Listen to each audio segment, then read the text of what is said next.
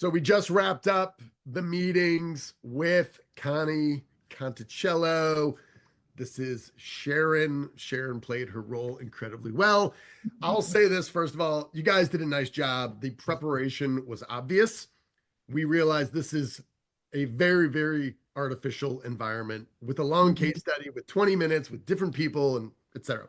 So Mhm. overall, real nice job on preparation. I'll say that. Mhm. Sharon, I wanted to get from you maybe some just high level instant reactions on things that you saw that you liked, and then maybe moving on to maybe some other points that you would reinforce. And because you've also been in lots of negotiations in your career. So not only are you playing the role of Connie, you've got a whole career behind you that is Mhm. involved in things that are broadly similar to this. So maybe what stood out to you at a high level? Overall, I think they were all well prepared.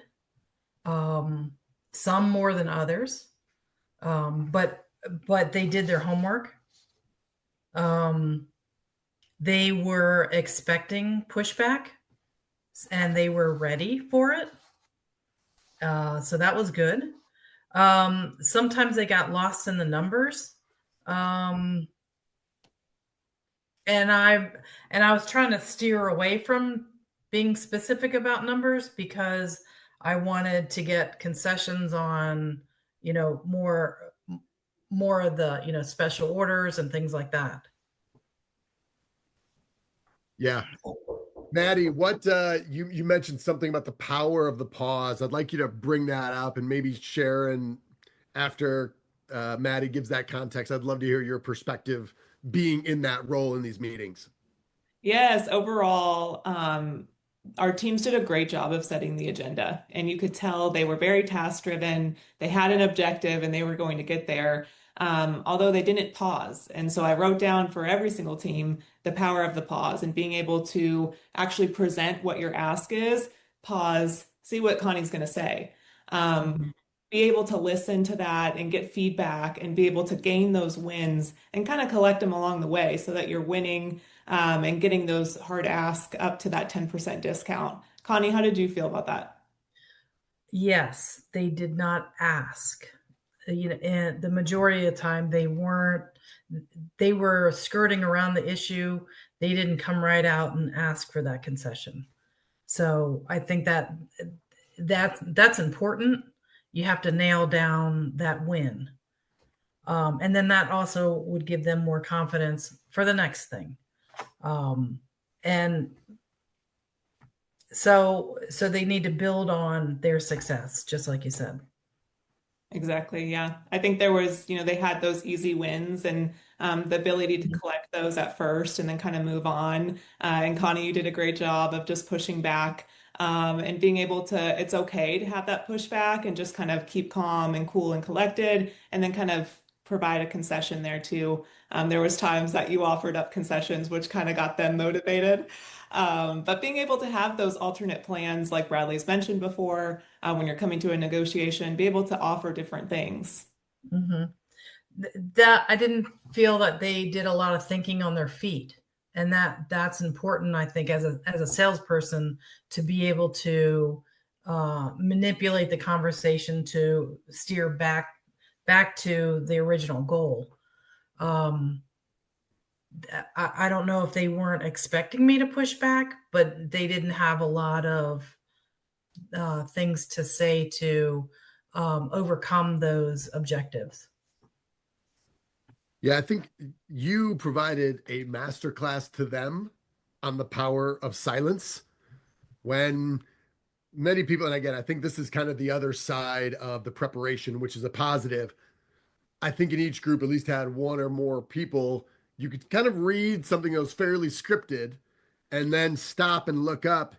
And they were kind of hoping that you were just going to pick up the other end of the stick. And a lot of times in negotiation, that's a leverage move.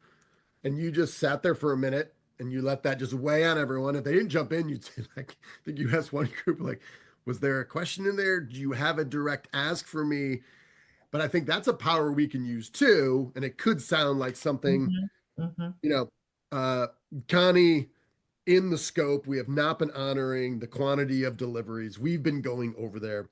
I believe if we pare that back, we can not only help you get closer to those savings, we can also simplify your life and ours. I'd like you to say yes to that. That's an easy win for both of us. What do you say? And I'm sitting there, I'm going to let her say, oh, no, I don't want to honor the contract that I made 2 years ago. And, but I think that also comes with just kind of almost like planning about, all right, how do we use the power of that silence to help us get what we want? You guys did a ton of work speaking to the students here and the sales managers. You guys did a ton of work for that.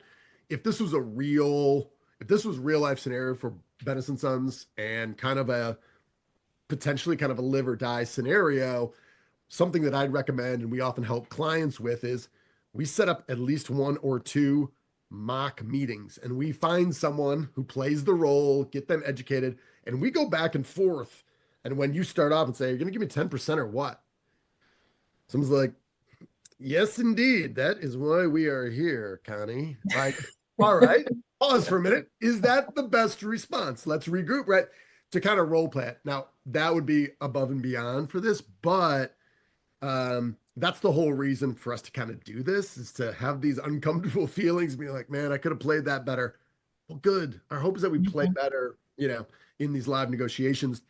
What else stood out in addition to kind of the power of the pause or using silence, or this kind of, it seemed kind of a recurring theme that we would present multiple items at a time and not allow you kind of the room to decide. Anything else stand out as either, hey, something good we saw that I want to reinforce to put some language to, or maybe some other opportunities that might deserve a little more focus? I think they need to start out with what the terms of the contract are, and what the Benz & Sons is doing for Connie already, and what are the materials they're already supplying, and then they can go into, now let's talk about exterior doors or windows, things like that. Some of them just assumed the contract, so that might be a good starting point, jumping off point on what are the things that we have agreed to, and now let's talk about what we're not really honoring those, and that's costing both your company and my company. So if we can just even get back to the contract, it's gonna be a win for both of us. Not a single one of the groups talked about that. Yeah. But I can tell you that aspect that you're describing there, Sharon, is exactly what my experience was. When I was a construction manager, we did not have the contracts available to me. So I would often go complaining about something that wasn't happening, and they would look and they're like, dude, all you got to do is enforce the contract. Yeah. And then I go to the supplier or, the trade. I'm like, hey, this is what I'm asking you to do. And they're like, all right. And I'm like, okay. So like that is a real thing. This, often this lack of communication or clarity or transparency, whether it's deliberate or unintentional, between the office and what's agreed upon in a contract, and what actually happens on the job site, for sure. Yeah. And it might be things that because you have personnel turnover, they might not be aware of the contract. So just enforcing the contract is going to be beneficial. Yeah. Maddie, what else stood out to you that would be top of mind? Yeah, so a couple of things. Just back on that, Connie, you're so on point there. There was no agenda set as far as the contract and being able to kind of go back to those certain points. But we did have 1 out of the 4 teams that actually took ownership of that.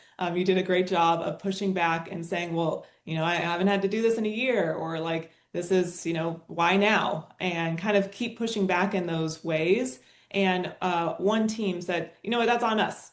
We're taking ownership of it. We should have instilled this before. We have this contract that we both agreed on. So only 1 team did it. So being able to really play your part in that, because you're asking Connie to do something that was agreed upon, but you're not taking the ownership of, well, you're the one that's not Yeah. actually putting the contract into place. I'm doing, Enforce it. yeah, Just enforce enforce it. it. Yeah. Exactly. Yep. So I did like that one team being able to take ownership of it. But I will say, kind of on a positive note, really, our teams did a great job of coming in and setting the stage as far as here's my Mhm. agenda. They really did that CPR time framework that we talk about in the OSR Academy and really kind of laying that foundation of, hey, this is how much time we have. It's not enough time. They all said that, but this is how much time we have. This is what we're going to address.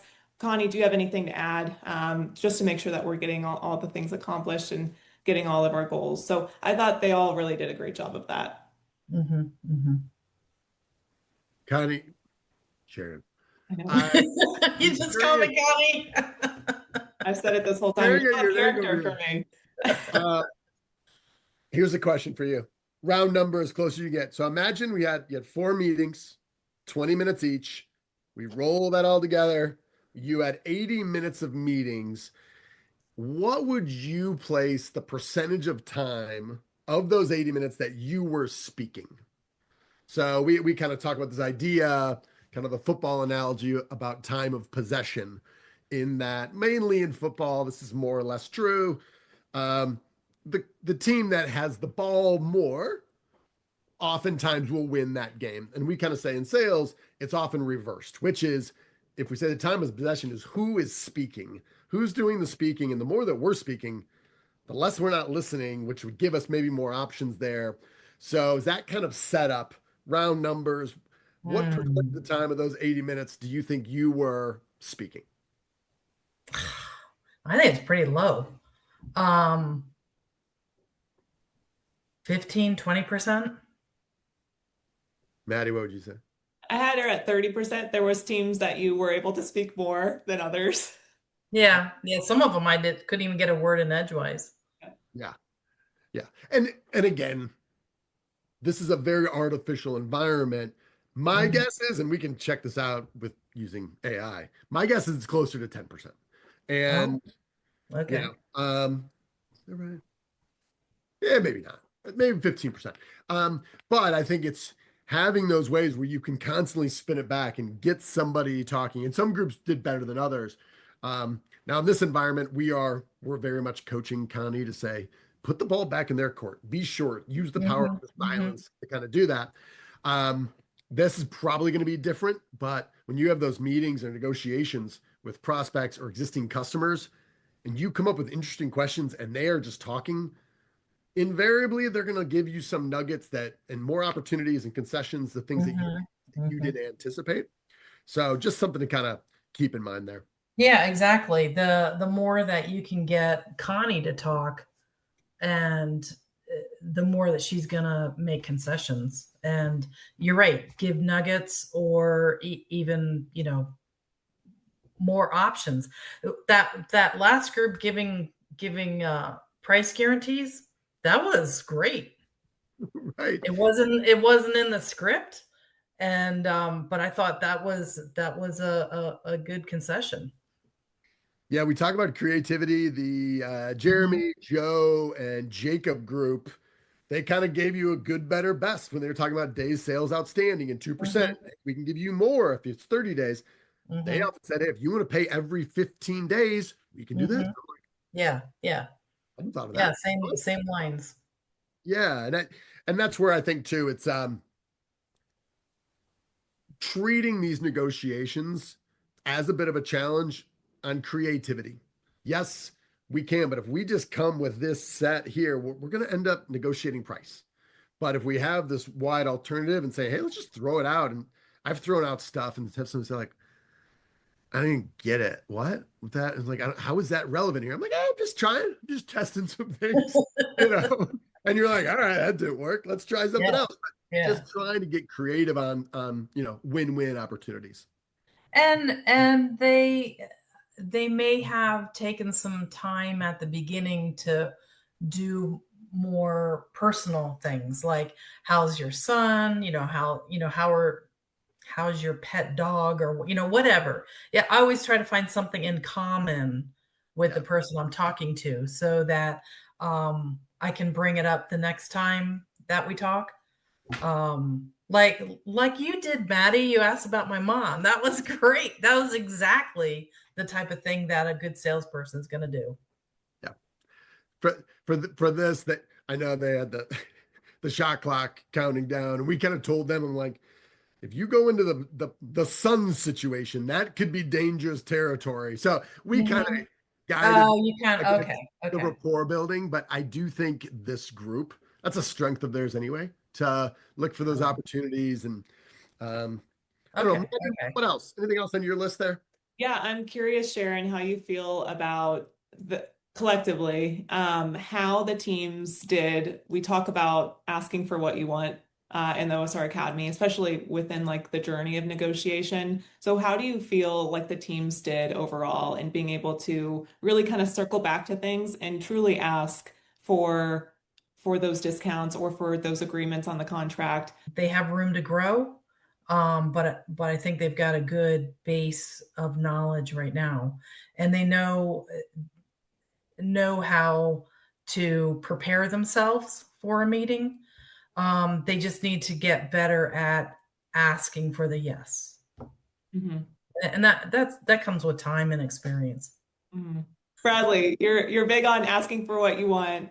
How did you feel like these teams did collectively on being able to ask exactly for what they want, where they want Connie to make concessions or, go back to that mutually agreed on contract?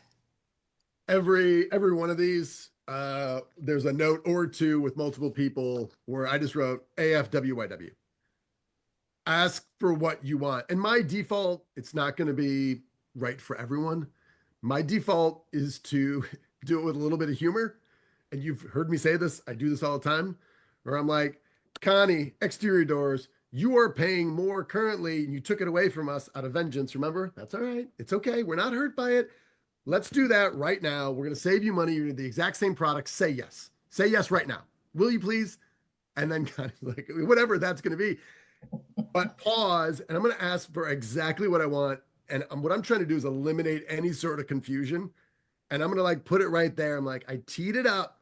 Connie, I want you to grab your driver and take a giant whack at this. And then I'm like, cool. Look at us. Next thing. Mhm. All right. Mhm. Here's the deal. Let's talk about returns. It's a disaster. However, and I want to keep it light, but I want you to say like, he he is being super candid and direct right now to a way that it almost makes me feel uncomfortable. And then we're sitting there in silence, and I'm like, Exactly. Now, if one of them had done that to me, I'd been like, sure, I'm good. right. I And that's agree. what I know this is tough on the other side, but it's also like, don't forget, Connie, Sharon, we're all human. And I'm like, Mhm. when in doubt, smile. And if you guys opened up and they smiled, hey, we're really excited to be here, and there's optimism, and some other people started off like, we're all gathered here today for reasons that I'm like, hey, who died? Like, lighten up, like, relax. Like, we're just people. We're trying to help each other, right? So, Yeah. and again, everyone feels the weight of this, and we're videotaping it, and there's the countdown timer, and we're going to show it to their bosses. So I get all that, but it's also like, hey, take a deep breath. And that's something I wrote too. It's kind of like when you give a speech and you write out your entire speech word for word, and you go up to the lectern and you have 33 note cards. That is not going to go well. Trust yourself. You've done the work. Get a couple notes, throw out the details, and just try to be in the moment here. And because we're here now and you've done the preparation, things could change. So that was just kind of an overriding thing. But that's, again, not easy. I think it's easy for us to critique that. But Yeah. overall, I think that's something we can take away and just remember that, in these real negotiations. Overall feedback. This is year 2 for you coming back. What was your thoughts on this crop of young talent? I think that they did a good job. Now, compared to last year, I think they were better prepared. That's it. I don't. I, preparedness doesn't necessarily mean they're going to be successful, though. Um, they they need to be more in the moment, like you said. Yeah. Play around a little bit, use your humor, Mhm. bring out your own personality. Yeah. I would like to say there were two people that really just stood out to me that I just like. My groups are all screwed up now. They're out of order. But I would say Jason Thibodeau, like such a great job. Like if we look back and play back that those clips when he was on his team, and again, everyone did a nice job, but he just really stood out in doing two things. Is number one, really acknowledging that it's us, it's not you or I. And I think he had one. His quote was, you're right, that's on us. We didn't uphold the contract. This isn't a you thing. This is us. And then dot dot dot, we are now going to enforce that, and in doing so we can save you money that you want. And I was like, perfect, just extremely well said. So hat tip to Tibbs over there. And then Jacob, I thought, did a real nice job kind of leading the charge there. Also each group probably had a moment or two where you're looking around being like, old teammate seems like he's going down a bad path. And sometimes you have to have enough trust to say, and I'm going to jump in here. Thank you very much. Like, I don't know where that's going, but let's reorient this. And that's the power of a team. Mm-hmm. Again, default to humor and just know that, hey, if you see me in trouble, I want you to jump in. And if you're in trouble, I'm going to jump in because we have time constraints. And Jacob did that one time memorably. And I thought, perfect timing. It goes on another 10 seconds and you're like, uh-oh. Don't let your teammate go down in flames and kind of tank the whole effort. If you see they're in trouble, lend a hand, jump in, allow them to, take a deep breath. So, hat tip to you guys. All right, Sharon, Connie, this is the time. I'm curious to know, who would you crown as the champion in the team performance for negotiation this year? After much thought and going back over all the wins and the negotiating, and I feel that there were two teams that were heads and tails over the others. But when it came down to it, the third team, Studs and Sales, that includes Jason Tribino, Steve Mazza, Ian Young, and Jose Navarro, were the leaders of all the teams. I agree. I think we had a spirited debate. Coming in second was very close. They also did a really nice job. It was Jeremy Jakes, Joe Kopech, and Jacob Frith. You guys also did a really nice job. I would say 1A, but we don't do that here. It's called second place. It's the group that came in first that didn't win.